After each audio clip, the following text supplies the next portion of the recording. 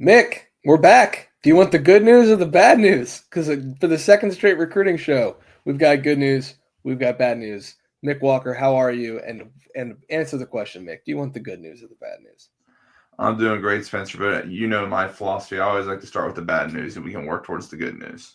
Okay, so we'll go bad news, then good news, then we'll just ask the question: what are they going to do with defensive end? Because we have to ask that question. I'm Spencer Holbrook, of course. That's Mick Walker on the other side of the screen. I'm back from vacation. A great time was had by all. I'm rested. I'm recovered, ready to get back at it. Austin Ward is now with Lettermen Row. Go to lettermenrow.com right now. $1 for your first week. Get all of Austin's coverage, as well as my coverage, as well as Mick's coverage, as well as Alex Gleitman's coverage. Oh, by the way, we're going to have somebody join the staff in just a little bit. Mystery name. We'll see who it is. But again, that's Mick. I'm just Spencer. Let's go with the bad news, Mick. Carter Meadows, 4-star, borderline 5-star defensive end prospect, true edge rusher, 6'5", 230 pounds. Ideal for any system that you put him in. Seems like a really, really good player. No, we're not just going to sugarcoat it because he picked that team up north. Commits to Michigan. And Ohio State misses out on a defensive line recruit yet again. The Wolverines won the NIL battle. The Wolverines had a good relationship there. You name it. I think they kind of just outdid Ohio State here, to be honest. No matter how you cut it. Ohio State did a good job, I thought, with Carter Meadows. I think Michigan did a really good job pitching him. Ohio State did a good job with NIL with him. Michigan just topped it. And so now the Wolverines have Carter Meadows committed in the class, and Ohio State, simply put, does not. So, Mick, what's the skinny there? What do you know? Yeah, if you really want to go far side bad news, it is what are they going to do at defensive end? Because with now Carter Meadows off the board, Luke Wafel off the board earlier this month, the board is looking bleak. Landon Barnes also committed to Ole Miss at the end of June on June 30th. So that's 3 guys that they brought in for official visits that are now off to other schools. That leaves you with, I believe, one other official visitor in KJ Ford, who's Landon Barnes' teammate down in Duncanville, Texas. Like, that's the only other guy that's left on the board, and that's the scary thing. If you're an Ohio State fan that saw him sign 2 edge rushers last cycle, one in the previous cycle before that, like, this edge recruiting has not been good enough recently, whether that be NIL dollars, whether that be a Larry Johnson factor, whether that be a Ross Bjork philosophy belief thing. We can go on and on about the different layers. Everybody deserves a little bit of blame in their cup today, but yeah, it's not looking great for Ohio State defensive end because those top guys are off the board. And like you said with Carter Meadows, I do agree that Michigan probably did the better job of recruiting him, and I think they obviously by the end of this probably put the better NIL offer. Not saying that that's make or break, because I imagine, like I said, they had a good relationship, a long-standing relationship. He has 2 teammates at the school, but at the end of the day, I think the guy that Ohio State really wanted was Luke Wafel, and now he's off to USC. The Trojans came in, put that big number on the table, and now he's committed. He's headed to LA. So when you have your top guy off the board, the guy that you wanted to go kind of circle back on, or that was number 1B or 2, and Carter Meadows also jumps off the board, you don't have a lot of guys to swing at except for KJ Ford now. Yeah, you kind of said it best there. Luke Wafel comes off the board. Steve Wiltfong from Rivals reported that. Man, that's so weird to say. But welcome to the merger, Mick. Steve Wiltfong of Rivals and On3. No, just Rivals, I think. Said Luke Wafel was the number 1 prospect on Ohio State's board regardless of position. Okay, so whether Ohio State feels that way, you could probably assume they do because they thought they needed a guy like that in their class. Once he commits to USC, it was kind of a surprise because Ohio State thought that he was in the class. Well, quite frankly, he was in the class. He was committed to Ohio State silently and then committed to USC on an NIL package because the Trojans outdid the Buckeyes in that regard. I think Ohio State truly did a good job recruiting him. And I think that is purely NIL. Well, then everyone knows you're bored by then when Luke Wafel was your number 1 prospect. So then you have to circle back on Carter Meadows, who was probably your number 2 prospect, and make him your number 1. Well, he was Michigan's number 1 all along. And so Michigan did a great job recruiting him. Oh, by the way, the Wolverines also offered him more money than Ohio State did. So that's kind of a double whammy there. And now he's committed to Michigan. And then, like you said, Landon Barnes, right? Landon Barnes commits to Ole Miss, and he's probably your number 3. You brought him in for an official visit. Oh, man, what do you do now? Because if you had Luke Wafel and just Kari Wilder, you're probably feeling pretty good with 2 edge rushers in this class. But if you have Kari Wilder and then 2 3-star guys, because that's probably the best you're going to do unless you're going to go out and take the rubber bands off the cash and start throwing it around to somebody, that's probably the best you're going to do is Kari Wilder and 2 3-star guys now, lower guys that you're just going to have to develop. Even I would take the 2 top-end guys over 3 other guys because I think Kari Wilder has a chance to become a 5-star prospect with the way he's kind of skyrocketing up boards this summer. So that's not to say Ohio State's not doing anything in defensive end recruiting. I want to make that clear. Kari Wilder is a very good player. I think he just won some MVP honors at a camp that everyone was at. I think he's going to be rising up the recruiting rankings pretty drastically the next time they come out. But man, something's not right here. And whether that's the NIL dollars, which we know Ohio State's not offering the biggest NIL package just because they want to pay the veterans more than they want to pay the guys who haven't played a snap here yet. Whether that's not front-loading NIL contracts like other programs are, I'm just going to let you guys in a little secret. The new structure of college football kicked in today, July 1st. It's not a coincidence that all these 4 and 5-star guys committed the last week of June instead of the first week of July. Like, it's just not a coincidence. Ohio State didn't play that game. Whether that's a right or wrong approach, I think it's probably the right approach in the long term, but in the short term, man, you're kind of just getting kicked in the you-know-what multiple times in a row here on the recruiting trail. It doesn't look good right now. And I don't mean to be long-winded here, Mick, but it's not just a Carter Meadows and Luke Wafel issue. Now we've got 3 years of sample size with the 2023 class, Keon Keeley, Damon Wilson, Mateo Uiagalelei. 2024 cycle, you got Dylan Stewart, Marquise Lightfoot, Amaris Williams. They almost get him in the last second. They end up holding on to Edric Houston, which is kind of holding all of this together single-handedly. Last year, I thought that it was a better class with Zion Grady, who I think Ohio State's really excited about, and Epi Sitanile, but you missed out on Chaz Coleman because you offered him too late. London Merritt flips because of NIL. Jakeem Stewart, you don't even go after basically because it became an NIL battle. Zahir Mathis miscalculated himself, thought he could get more money, ended up taking less money and going somewhere else. Like it doesn't look right. And something's got to be done or else Ohio State is going to be lacking at defensive end, which is a crazy thing that I never thought we would say after seeing the Bosas and Chase Young and even a guy like Tyreek Smith and even a guy like Zach Harrison and even Jack Sawyer and JT Tuimoloau. Like the lineage here, it's not being met right now. And I think they could be good this year at defensive end, but I don't think, the standard is the standard at Ohio State. And on the recruiting trail right now, defensive end, that standard is just not being upheld in my opinion. Not at all. And 2 quick points here. First one being that you and I kind of talked about, said everything we could about the Luke Wafel recruitment in the moment. But the bigger thing it did, obviously, is if we say Ohio State was willing to give Luke Wafel $5, and that's what he committed to Ohio State getting was $5, then USC comes in and says, we're going to give you $7. Well, now Michigan, when you turn to this Carter Meadows recruitment, knows that Ohio State's only going to go $5, maybe $6, but they're going to go $5 because that's the number they were going to give their top guy to begin with. So not only did it unravel this whole NIL side of things unravel in the Luke Wafel recruitment, it then dominoed effect into the Carter Meadows recruitment because now everybody knows what your number is. So that messed everything up to another degree. The scarier thing, if you really want to go doomsday about all this defensive end recruiting, which I think we can, whatever we want to do there. But last summer, like you said, Epi Sitanile is a late flip from UCLA that they got, and I believe in December on National Signing Day. He camped at Ohio State last summer, and it was like, if they keep this guy in the back of the head, if they need to circle back on some guys, this is who they'll go after. This summer, it was really Malachi Irvin, who out of Pickerington North, who's now committed to Buffalo. He's a 3-star kid. He camped in Columbus. Looked good, not great. I don't think he looked on par with Epi Sitanile, and he doesn't play that kind of competition that Epi played in the Trinity League. As much as I love the OCC and what Pickerington North does, it's not that same level of competition. The number of guys that we could see them turning to just aren't there right now, or the list of guys that we could see them turning to aren't really there because we didn't see that many 2025 edges at camp this summer. Matter of fact, or 2026 edges at camp this summer, my apologies.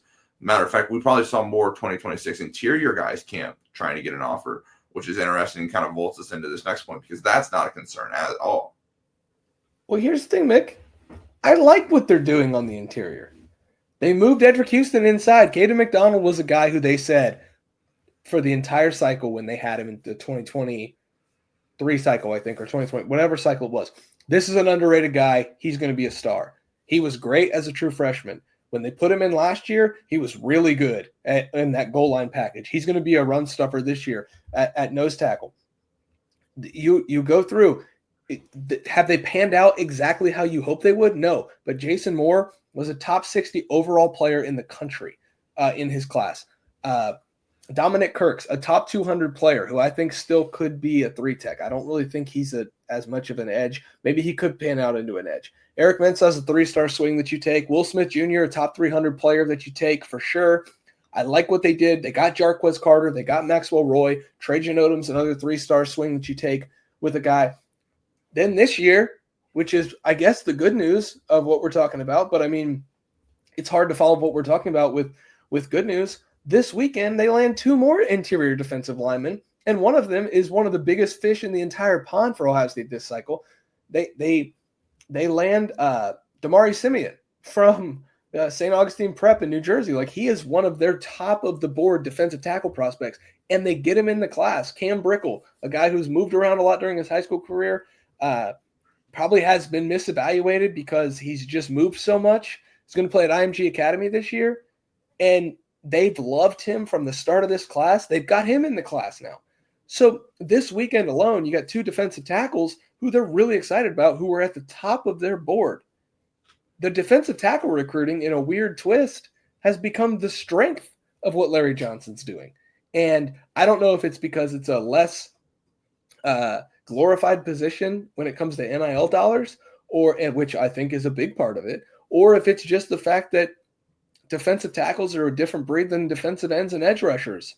But they're doing well on the interior. I'm excited about the interior of this defensive line, even though this year you might say, well, they're not deep enough right now. Well, that's more of a development issue than it is a talent issue, because the recruiting services all say that these guys are ridiculously talented. Whether they pan out is on them. It's on the coaching staff. It's on the strength staff. It's on the nutrition staff, like all those factors. They're doing well recruiting on the defensive interior. The problem is the edge. And I think that's alarming. Ohio State, as much as I like Logan George and as much as I've heard great things about Bo Atkinson, should not have to go out and get 2 transfer portal defensive ends. It just shouldn't happen. And they had to this year. And the way that this is trending, they're definitely going to have to dip into the portal again next year for edges. Yeah, and the biggest thing in recruiting, obviously, is you want quality guys. You want the 5-star guys. You want the Chris Henry Jr.'s, the Blaine Bradfords, which Ohio State has in this 2026 class that kind of headline the group. But it's also nice to get quantity. Like, Ohio State has 4 wide receivers committed. They want to get a 5th. They have 2 safeties committed, 2 cornerbacks committed. They're looking kind of to build those boards out. You now have 4 offensive linemen committed after getting Aaron Thomas last week, who we can kind of touch on at the end of this episode when we talk about more good news. So, like, you're getting quality and quantity there, with Sam Greer kind of being the headliner, who, again, with Kari Wilder tore up the Rivals 5-star challenge. Ohio State's going to get that quality and quantity at defensive tackle, with Damari Simeon being the headliner guy, Cam Brickle being the guy, like you said, hey, 300-pounder guy, 6'2". Let's take him. Let's put him in the middle, see how he develops. They're also very much in it, and probably will likely at some point this month flip 3-star defensive tackle Jameer Perez, who's from Cleveland Glenville. Flip him from the Florida Gators at some point. He's 6'4", 350, 340, whatever it is. So, like, you're talking about 2 really big developmental bodies in the middle, which is what they did last year with Trajan Odom and Maxwell Roy. Like, they've clearly said we want to get bigger on the interior. They went out, got the number of bodies, got the big bodies. But at defensive end, I think it's why we applauded last cycle, even though Epi Santanale was not the highest ranked guy in the class. It was, hey, at least they had a plan to go make sure they got their number.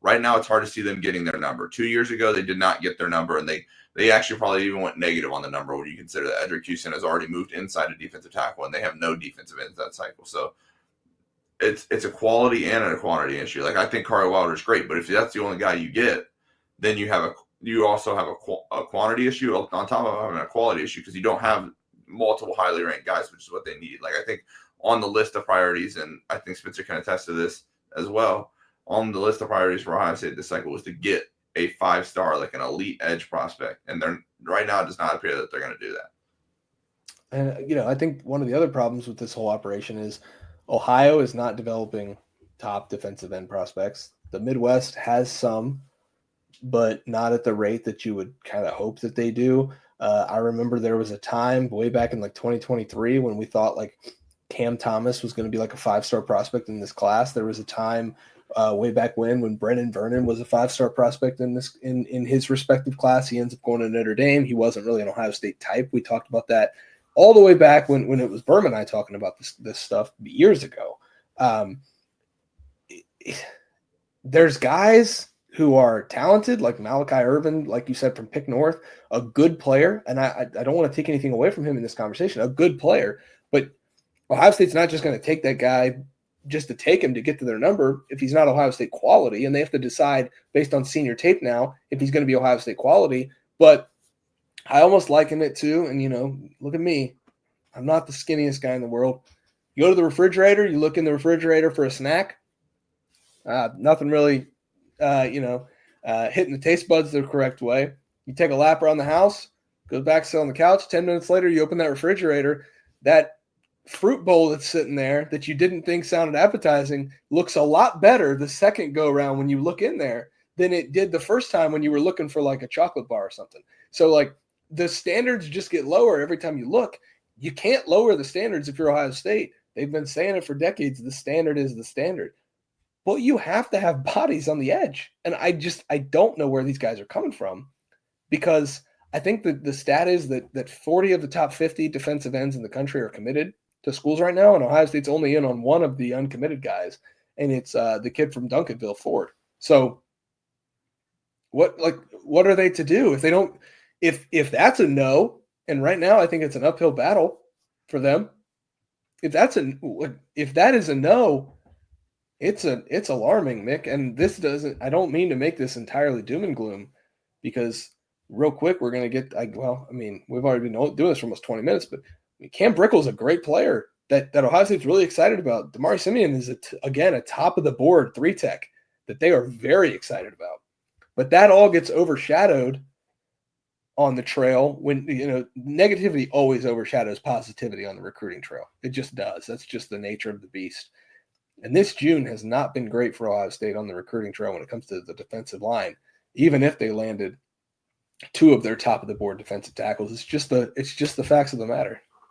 Yeah, and like you said, we've already gone 20 minutes. We've done the doom and gloom. I don't think there's much left we can say. We'll take these next 5 minutes or so and really just give our best thoughts on these commitments. 3 of them last week, starting with Damari Simeon. He's the highest-ranked guy, top 65 guy on 3 in the 2026 class, by rivals in the 2026 class. I believe in the rivals 300 is what he's going to end up being at. So he's somebody, like you said, Ohio State loves, 6'2", 275 pounds. He's a 3-tech right now.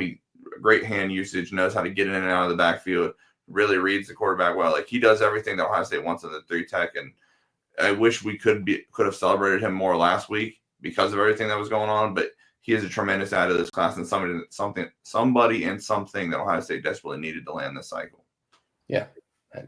I'm impressed with what they're doing on the interior to try to restock that room. And again, I don't think you can point to recruiting classes as the reason that defensive tackle depth is bad right now. It's the fact that they haven't gotten enough out of the guys that they did recruit, which you can point to the player, you can point to the development. Either way, just because they haven't gotten that out of them doesn't mean that they didn't do a good job recruiting that. I think defensive tackle has been a bright spot for Larry Johnson compared to defensive end the last couple cycles. So, there's a lot to like here with Damari Simeon and with Cam Brickle. Flip on the tape, by God, there's a lot to like. There's a lot to like with the potential of Jameer Perez, right?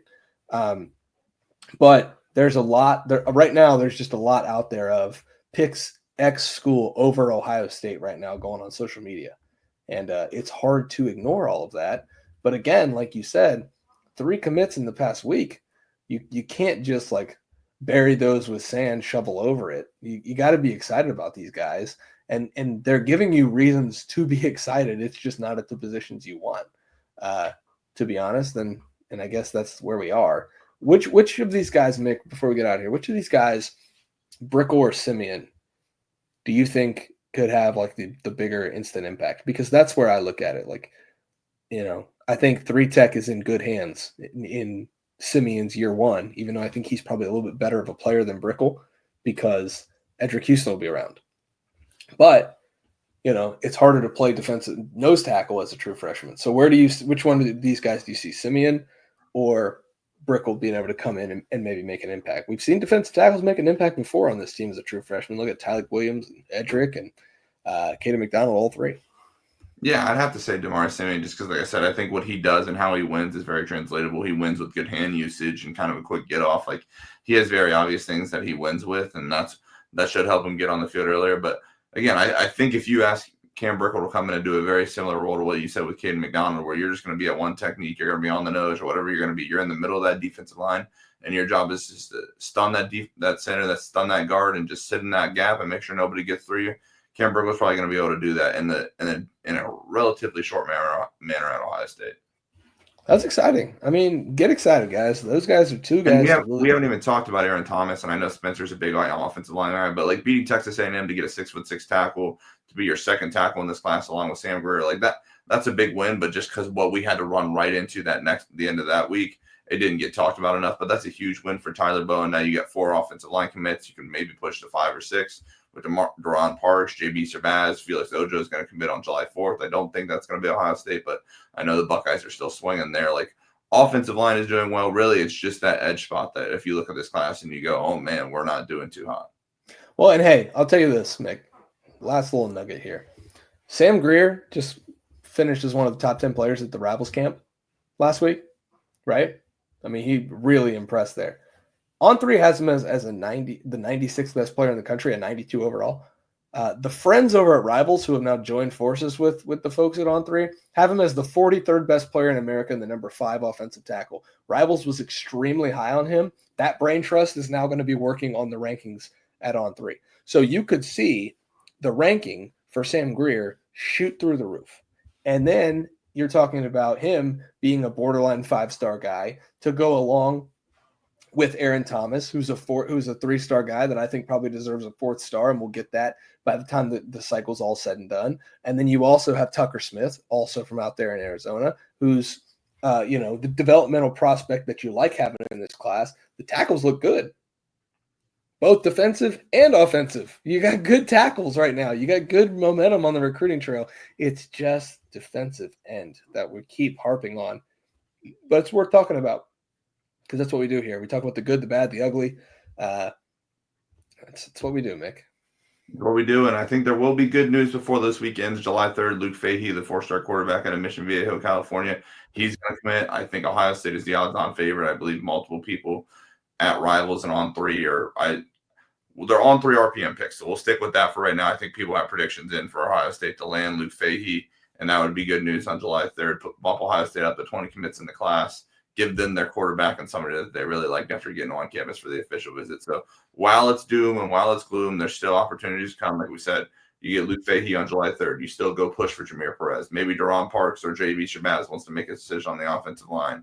Maybe you can make a late push for KJ Ford and get him in this class. Like, July is not over. Your guy, 5-star safety, Braylon Womack, will commit in August. Like, we still have some recruiting momentum to kind of build up here in these next couple of months. Ohio State's not done.